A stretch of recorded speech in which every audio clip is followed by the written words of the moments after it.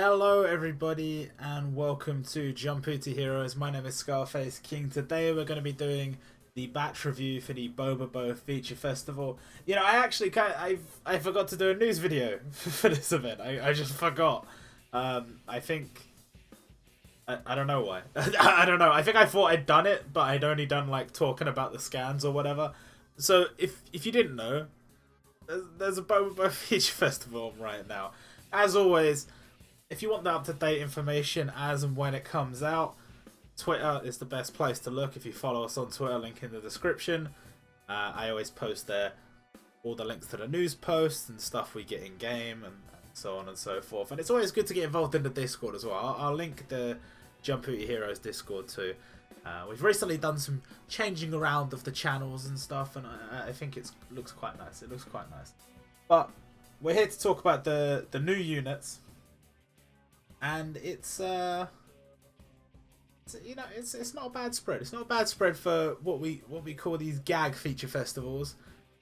A bit of a smaller character roster, but 9 characters is still strong for an 11-day event. Now we'll start off with the limited Bobo Pachinosuke.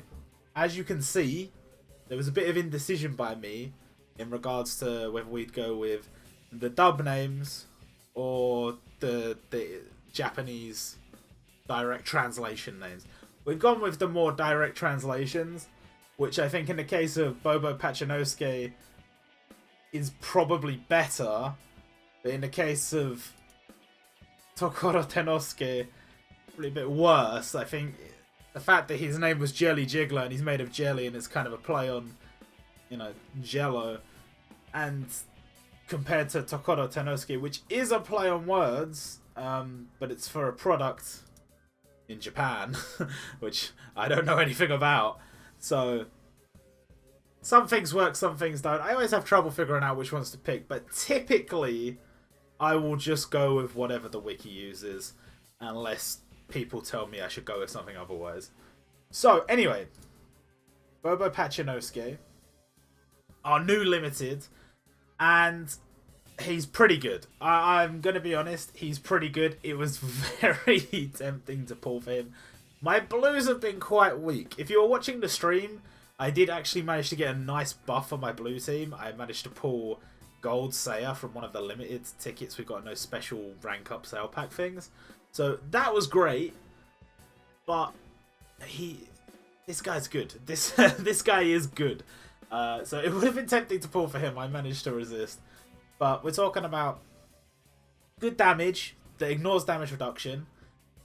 Plus, if the enemy has damage reduction, inflict an additional 40% damage. So that's really good damage. We're talking 500% damage. And on top of that, 2 turns boosted attack for all blue team members. So he is a buffer. He is a very, very good buffer. I mean, there's not a lot for me to say. His ultimate attack's just really good. I had a feeling that they might do this with some of the not less popular, but less, you know, renowned characters when they make them into limiteds. Give them a skill that makes it hard to pass them up. They did it a little bit with Ryotsu and Lemon by making them very hard hitters, but in the Tier 1 version, they made those units double tap. So even better. Like they were very hard to resist on the Tier 1 version. And the same here. Very hard to resist with that ultimate attack. As for the passive, reduces buddy skill seal by 2. So reduces the number of buddies sealed by buddy skill seal by 2. And boosts this unit's attack by 18%. Unconditional. Reduce the number of bubbles required to create a skill bubble for this unit. Unconditional. Really nice passive. We all hate buddy skill seal. We all hate it. It sucks so bad. This in particular will allow you to do the Halle Kulani stage without worrying about buddy skill seal, because it will not hit him because he only seals for 2, not 3. Sorry. The rest of his passive, very nice. Unconditional attack boost, always good. Goes up to 18%. And permanent bubble reduction. So you're only ever going to need 6 bubbles unless they extend your bubble. So As far as the front line goes, he is very, very, very good. Exactly what you would hope for from a limited unit. Exactly what you would hope for. As for the support, convert 6 random bubbles to rainbow. That's good. And for 4 turns, boost the ultimate attack damage of this unit's buddy by 45 and 20%. So these double boosters are becoming a lot more common. And that is a very big boost. That is a 4 turns boost of 65% ultimate attack damage. Now, the reason they have done that is because this is intended as a support in an instance where you think that would be removed. It is becoming more common that we have characters that remove ultimate attack damage. The main focus of that, obviously, PvP, because ultimate attack damage boost is not a thing in PvE. So they've released a lot more characters that do that. So having a character that will buff ultimate attack damage twice means that, yes, you would lose that 45%, but you will get to keep that 20. So it's still a very nice buff. And yeah, I mean, I don't know. I don't really know what to say about Bobobo Batch. I'm not gonna say he's like a must summon. I wouldn't quite say like, I don't know. He's just so good. He's so good. It's quite troublesome. If you're somebody that's been trying to clear the Halle Kulani stage and you don't have him, like me, you will understand just how much influence he can have on that stage, because he is very good and that stage is quite difficult. And the fact that he's got a nice support, that means he's probably going to get good usage going forward into the future as well. Just all in all, very nice. Very nice kit, very solid unit, and a very good start to our batch review. Let's talk about Halle Kulani next, as we were just mentioning him before. He does damage plus, while ignoring guard, will deal additional damage if the enemy is guarding. So we're talking 395% damage to guard enemies, and it will bypass said guard. So if you're coming up against somebody who has guard, that's going to be, and it's a green enemy, he is going to be a very good choice to hit them very hard. His passive, reduce the number of turns of weakening by 2 for this unit, boost this unit's ultimate attack damage by 20%, unconditional ultimate attack damage boost, and 2 turns weakening reduction. All in all, quite a good front line. If we're talking a 99 luck unit that's going to be dealing 395% damage, plus he's already boosting his ultimate attack damage by 20%. If you're coming up against a green enemy that has guard, he is going to be one of the units you want to have, for sure. Body skill, convert 1 heart bubble to a skill bubble, absorb said skill bubble, or any skill bubble for this unit, I believe. Actually, no, it's just any skill bubble. Okay, convert 1 heart bubble to a skill bubble, absorb a skill bubble, and reduce the number of turns of Cyclone by 1 for red and yellow team members. For 2 turns, boost the attack of red and yellow team members by 5%. Very good. Very good support. For a free unit, I mean, this is what you've got to bear in mind. For a free unit, outstanding. I would say outstanding. That's a very good kit. A very good kit all around. I mean, when I came into this event, obviously I knew what the character skills were. I was thinking, these are all just really good. Some of the characters, I think some of them are not as good as others, obviously.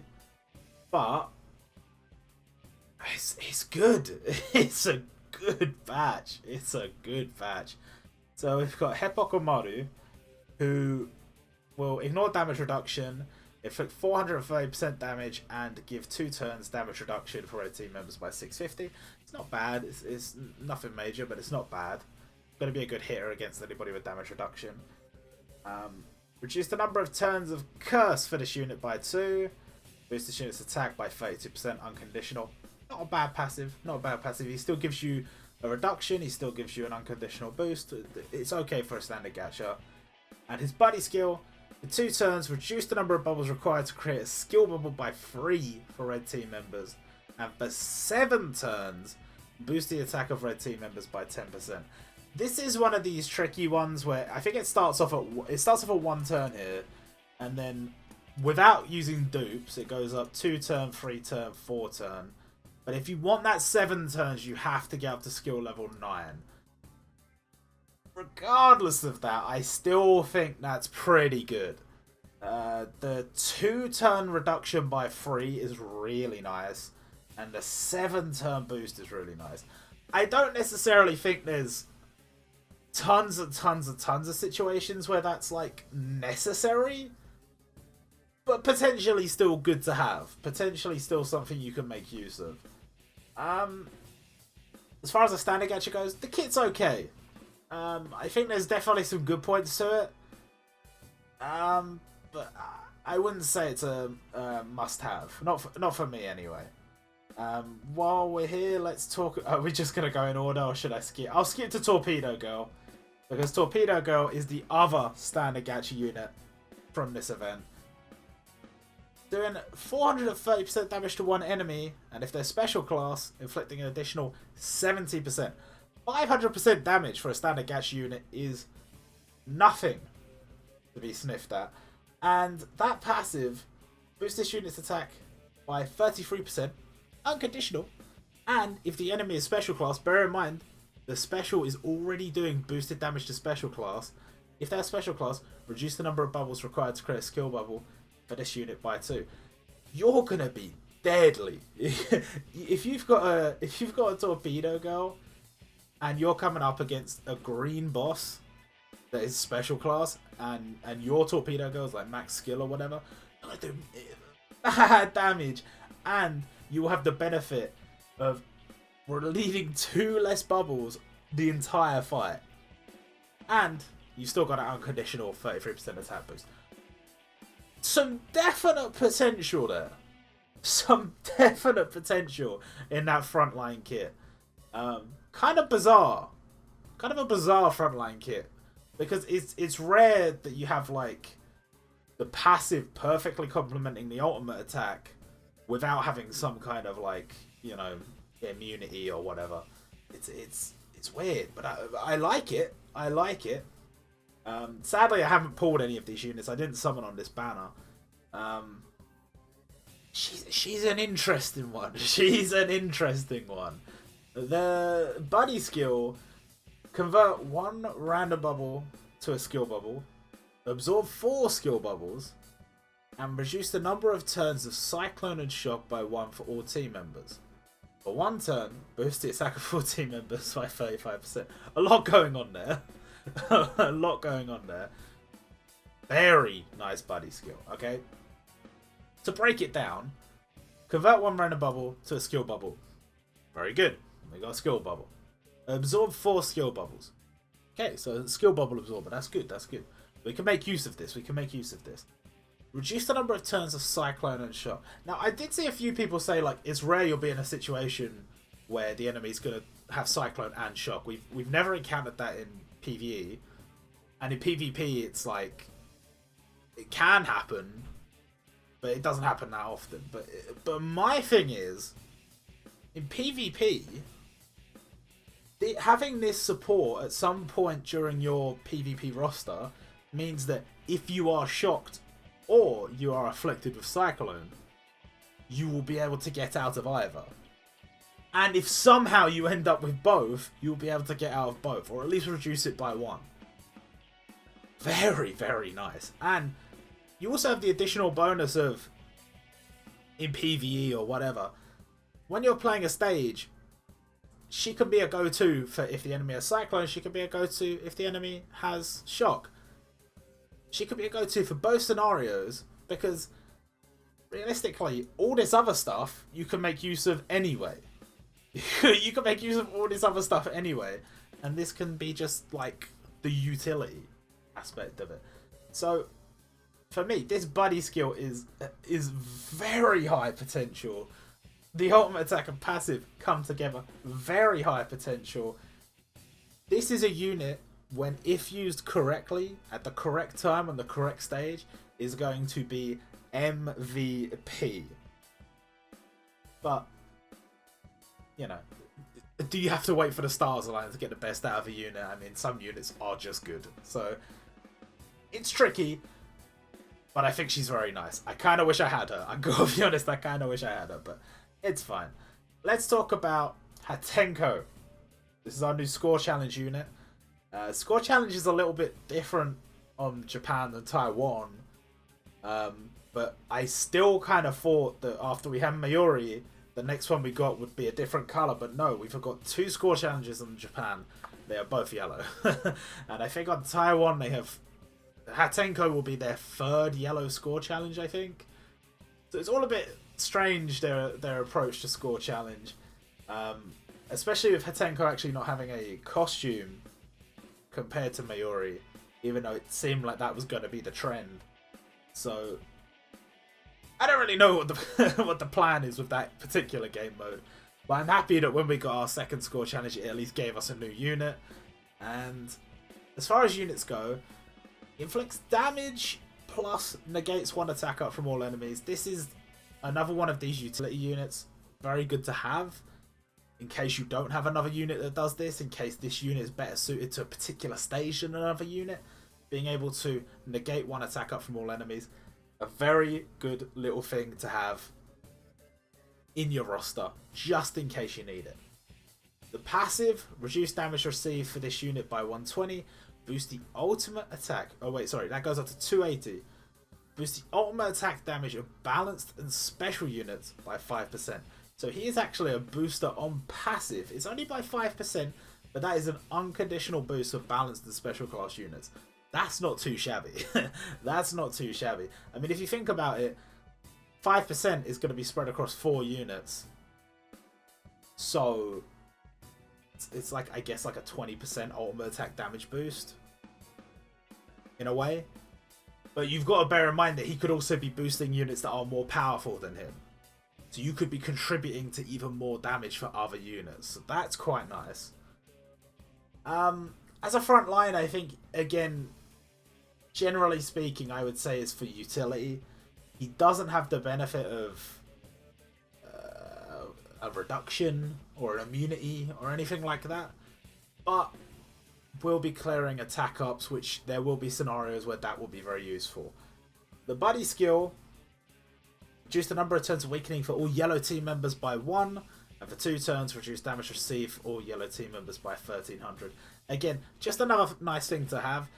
As you know, there are a lot of stages where you will get absolutely pummeled with debuffs, so to just have this as another one in your locker for when you do come up against a stage that keeps weakening you and you don't have enough supports to deal with it, this could be quite nice, especially as its reduction of damage as well. 9 turn cooldown's not too long. It's not bad. It's not bad. As far as a unit goes, he's alright. He's alright. Again, mostly...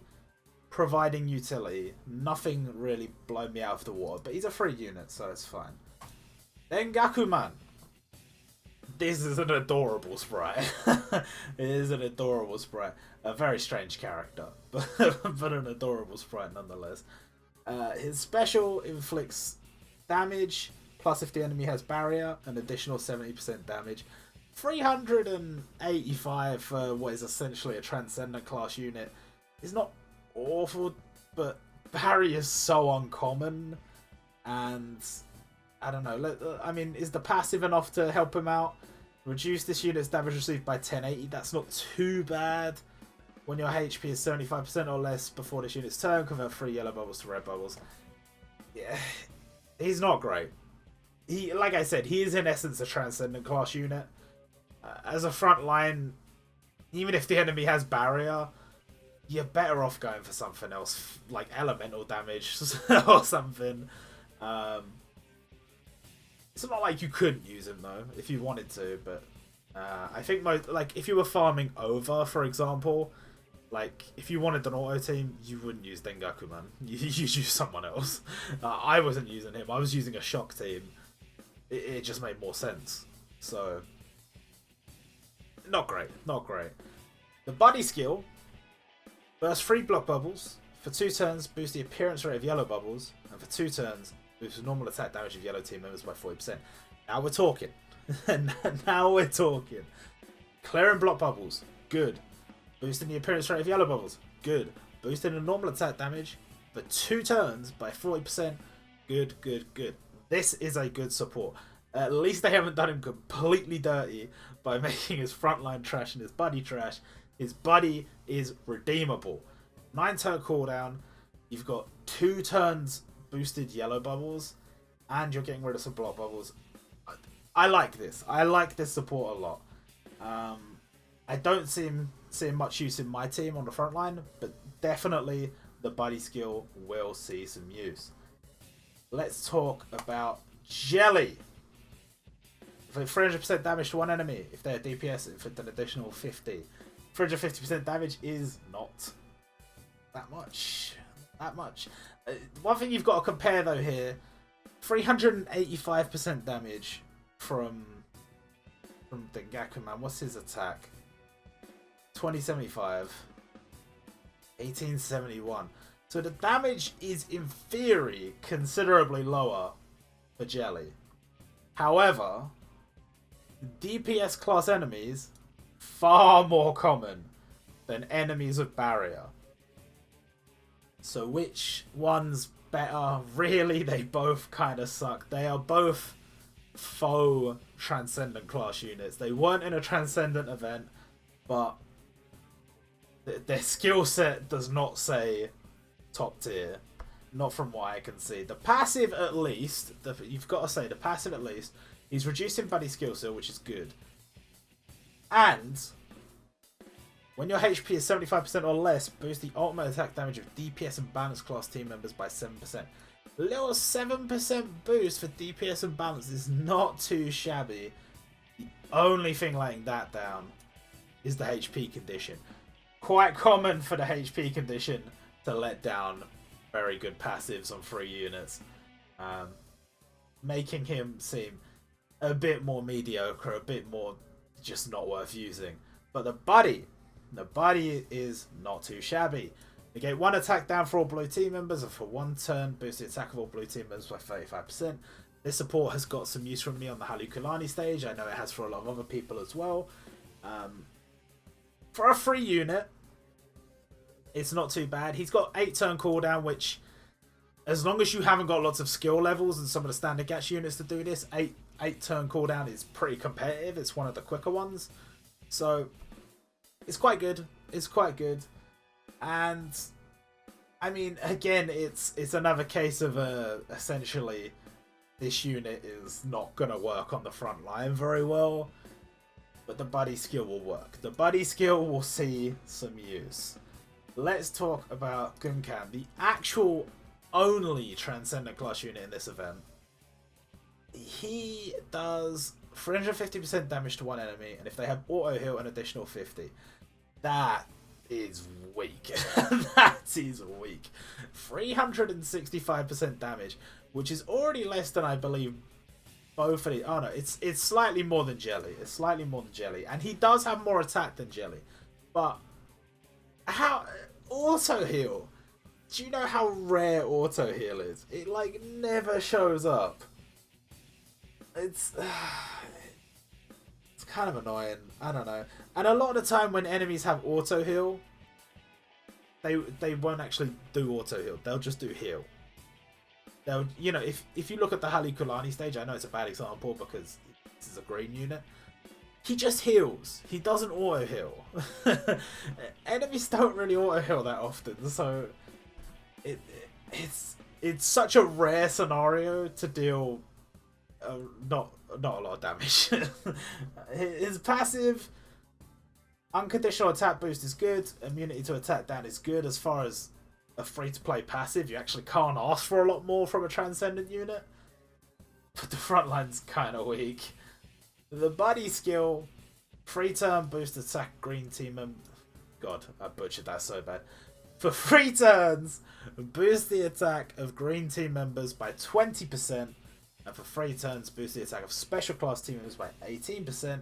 And for 3 turns, recover 1k HP at the end of each turn. So, that's not a bad support. You're getting 2 attack boosts, potentially, depending on whether you've got special class green team members in your team. But you are getting an extra little bit of heal at the end of the turn for 3 turns on a 9-turn cooldown. It's okay. I would say he's probably the weakest unit of the batch. But it's okay. Wait, who else was there in the batch? Was anyone else this bad? No. No. It's a fine support. I quite like the addition of the recovery on the end there. But overall, the attack boost, 3 turns, it's like what? Even at max, it's 38%. It's nothing to write home about for me. Let's talk about Over, though. Final unit. An ultimate class stage, so you'd expect him to be a bit better than the last few we looked at. Inflict 350% damage that ignores damage reduction, and if the enemy has damage reduction, inflict an additional 40%. So 390% damage, 2,222 attack. Not bad at all. Not bad at all for an ultimate class. If you're trying to look for somebody to hit, that can work, but does the passive hold up? Reduce the number of buddies skilled by... God damn it. The number of buddies sealed by buddy skill seal by 1 for this unit. Boost this unit's ultimate attack damage by 22%. Very usable. Not ideal in a lot of scenarios, but very usable. Buddy skill seal is annoying, so having him reduce it by 1 is good. But in a lot of scenarios, it's fine. The reason it's fine is because if you get him to 99 luck, you wouldn't run a 99 luck lead on a catastrophe stage. And a lot of the time, the stages that are going to be sealing you by more than 1 are going to be catastrophe stages or something of that caliber. So, you know, if you're not going to be running a 99 luck lead, then it doesn't matter. But if you are going to be running a 99 luck lead on one of the lower difficulty stages, like an ultimate class stage, normally it'll be by 1 or 2. So you can get away with this. You can get away with that support. Unconditional attack boost is good. Ultimate attack is not a bad hit. Not a bad hitter, to be honest, against damage reduction. There are scenarios where you would use Over, I would say. There are definitely scenarios where you would use him. Buddy skill. Excluding skill bubbles, convert the bottom 5 bubbles in the 3rd row from the left and the top 5 bubbles in the 3rd row from the right to blue bubbles. The wording on that seems clunky, but that's exactly what it does. If you want to see the pattern in game, you're just going to have to use the support for yourself because it's a weird one. I can only assume this is supposed to signify something that he does in the show or in the manga. But all I've seen him do, I mean, you can see the name of the skill. I'll kill you to Nosuke. All I've seen him do is basically cube him. He cubed him. He turned him into jelly cubes. So something to do. He turned him into jelly cubes. I don't know. I don't know. It's an odd one, definitely. But for 2 turns, boost the attack of all team members by 19% up to 31. It's honestly, he's probably stronger as a frontline than a support. The bubble conversion has some potential. There are some scenarios where you might use it, but it's a bit too specific. And the attack boost is just fine. At least it's attack for all team members instead of just blue. It's not bad. He like I said, he's probably better as a frontline in like a 99 luck farming team sort of thing. It's okay. So all in all for this batch, very good, very good. I know towards the end we kind of trailed off into the mediocre. A lot of these like transcendent-esque units kind of mediocre, and you know some of the units weren't as strong as they could have been. But really, there's some standout stunners here, and even some of the free units have got some really strong points to them. So I would say solid batch. Thank you very much, devs, for giving us so many free units in this event. And we've got a lot of stuff coming up on Jumputi in the next few weeks. I think we're going to have possibly a supersized event for Christmas. There's going to be a lot to talk about. I'm going to be making videos on all this stuff as and when we have more information. Might do a predictions video, might do some other stuff. But for now, that's the end of this video. Hope you guys enjoyed, and I'll see you all Probably quite soon. Hopefully quite soon.